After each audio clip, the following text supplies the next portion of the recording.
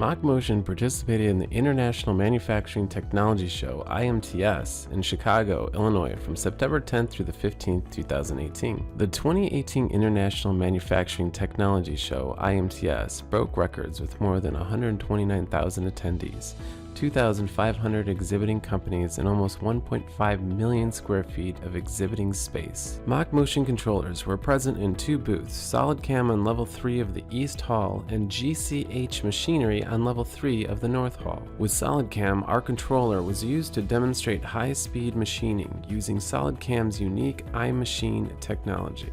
With GCH machinery, our control was paired with a FANUC robot to demonstrate part automation on an OD cylindrical grinder rebuilt by GCH.